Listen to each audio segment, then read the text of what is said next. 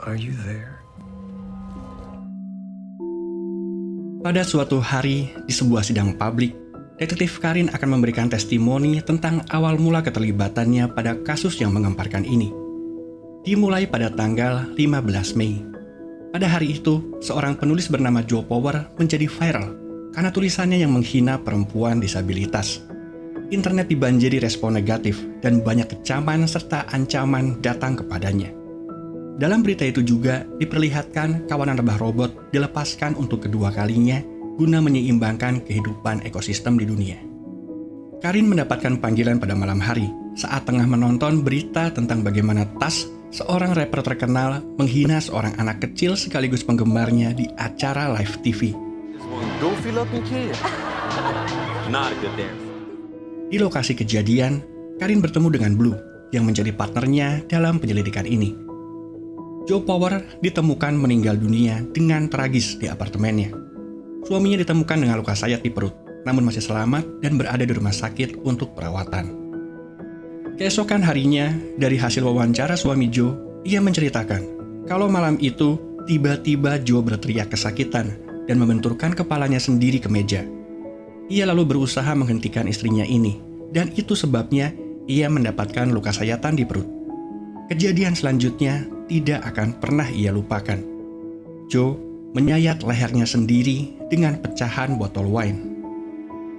Karin dan Blue juga mendapatkan informasi tentang seorang guru yang mengirimkan kue berpesan provokatif kepada Joe.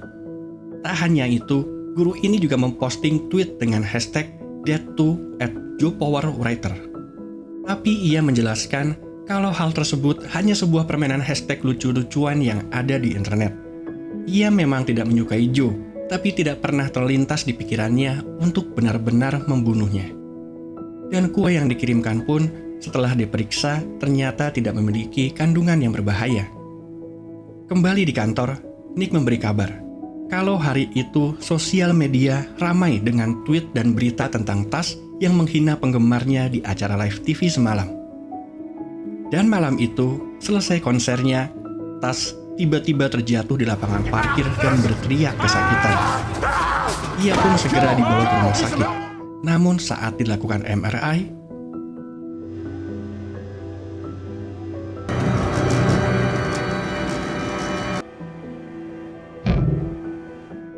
sebuah lebah robot ditemukan di sana. Akibat dari kejadian ini, Master Wong pun turun tangan. Agen NCA Son ditugaskan untuk menyelidikinya.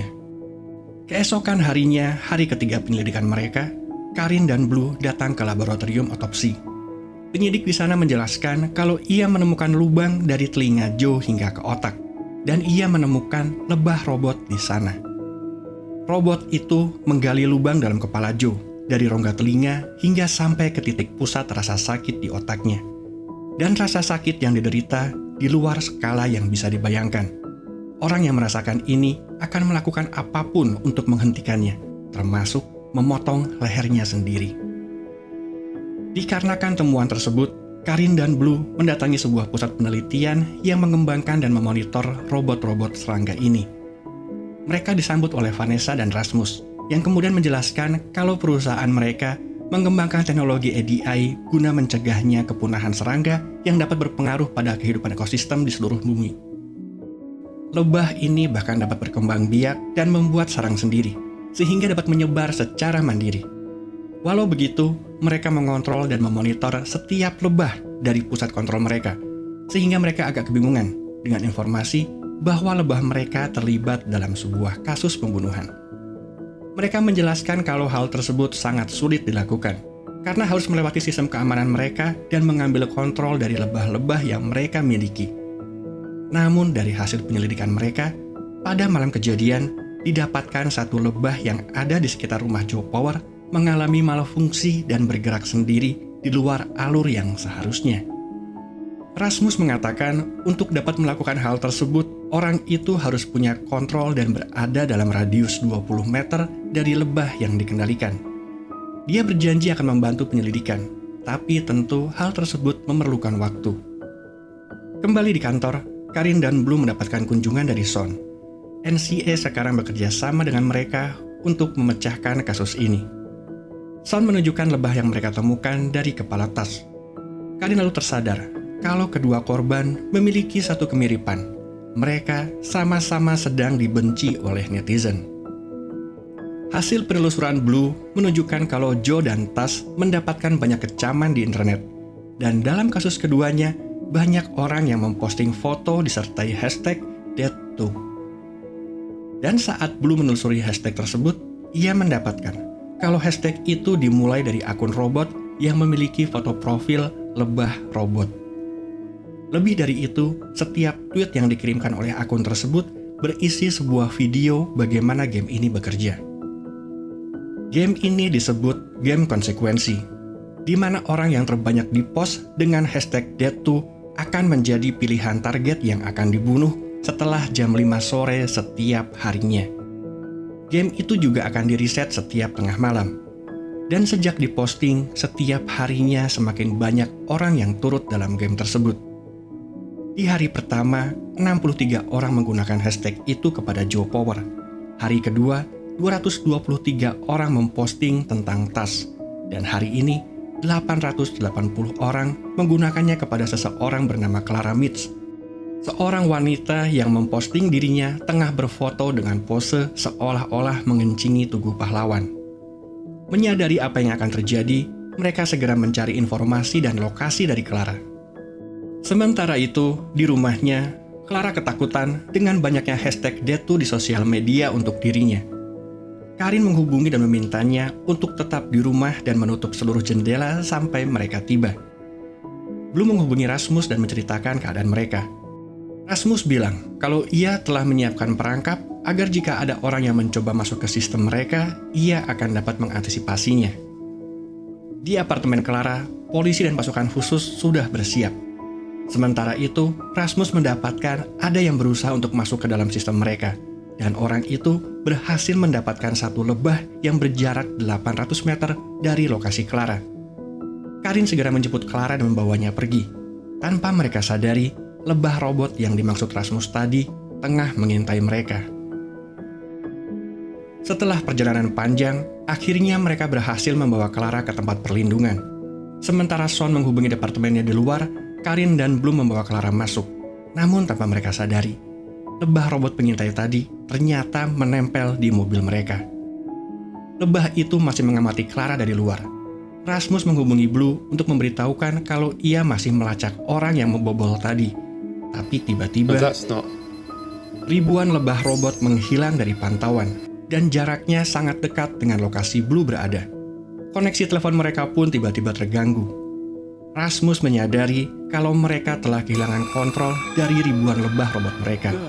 Ia segera mengirim pesan kepada Blue. Sementara itu, Sean yang berada di luar rumah menyaksikan ribuan lebah robot mendatangi mereka. Ia segera lari ke arah rumah, tapi sudah terlambat. Lebah mulai memasuki rumah tersebut. Karin, Blue, dan Clara bersembunyi di dalam kamar mandi dan berusaha menutup semua celah yang ada. Tapi mereka melupakan adanya kipas exhaust yang terbuka. Dan karena itu, lebah berhasil masuk.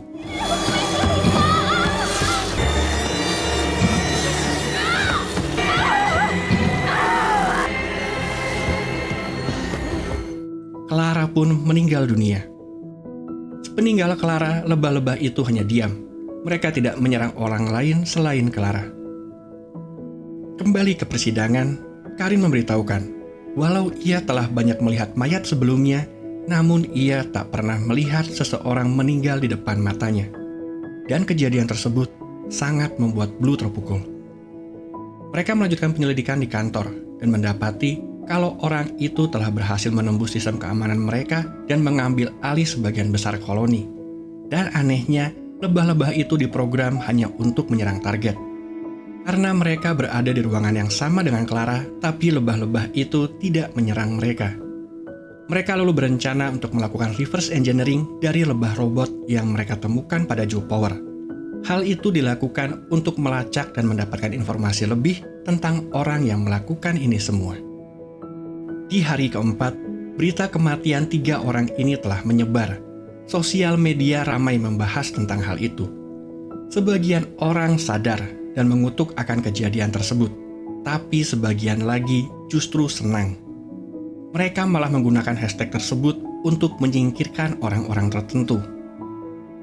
Dan orang nomor 1 dalam top list hari itu adalah Tom Pickering, seorang politisi yang langsung mengadakan rapat darurat dengan dinas-dinas terkait. Ia menyarankan untuk mematikan seluruh jaringan internet untuk 1 hari ini, setidaknya hingga NCA berhasil menangkap pelaku. Sean menolak hal tersebut dan memberikan alternatif, sebuah tempat yang dijaga oleh militer. Sementara itu, Blue berhasil mendapatkan sesuatu. Karin tengah mewawancarai seorang wanita yang kemudian memberikan informasi tentang Garrett, seseorang yang pernah bekerja dalam proyek ADI. Dan saat ia akan memberitahukan timnya untuk mencari keberadaan Garrett, Blue juga memberitahu kalau ia mendapatkan nama yang sama dari data yang ia retas tadi. Ia bahkan mendapatkan foto Garrett. Di lain tempat, Sean memperlihatkan bagaimana mereka akan membawa Tom ke bunker bawah tanah dan meledakkan semua sarang lebah dalam radius 10 mil di sekitar bunker tersebut. Rencana itu tampak sangat solid, namun lebah-lebah itu melakukan perlawanan dan menyerang seluruh tim tentara di lapangan.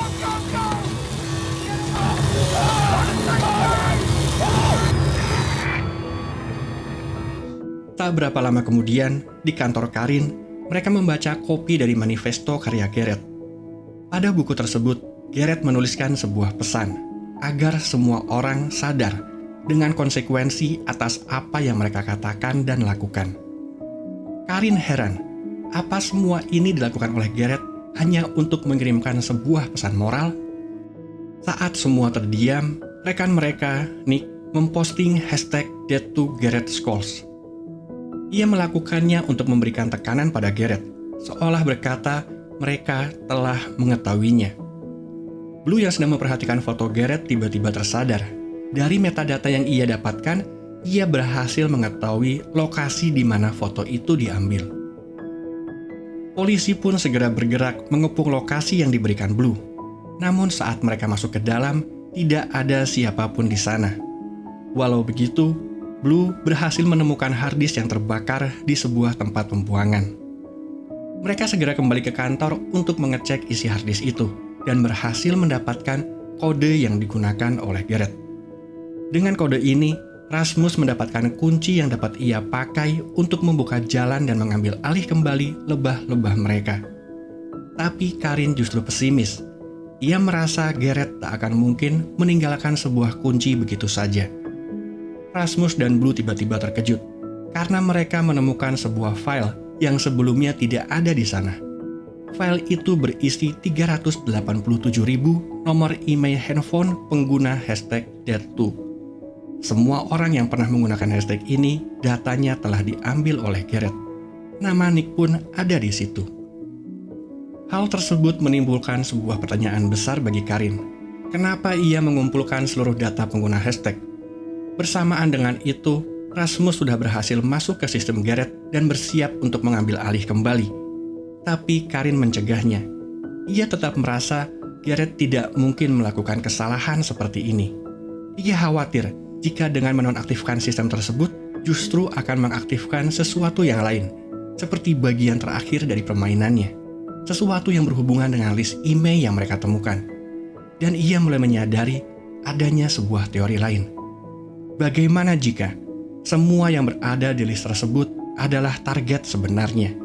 Sebuah konsekuensi dari apa yang mereka katakan dan lakukan. Namun Sean tidak sabaran. Ia menekan tombol OK. Program itu berhasil mengambil alih kembali sistem mereka.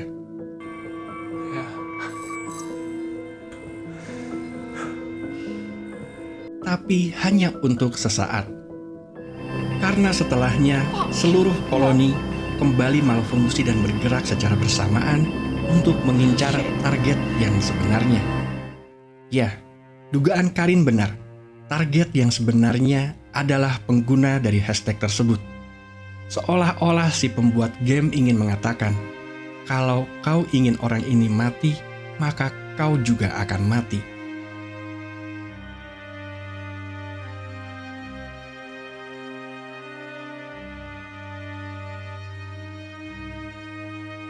Di suatu tempat, Gareth membereskan semua barang-barangnya. Ia telah mengetahui kalau rencananya berhasil. Ia mengubah penampilannya dan membuang tas berisi peralatan yang ia gunakan di sebuah bendungan.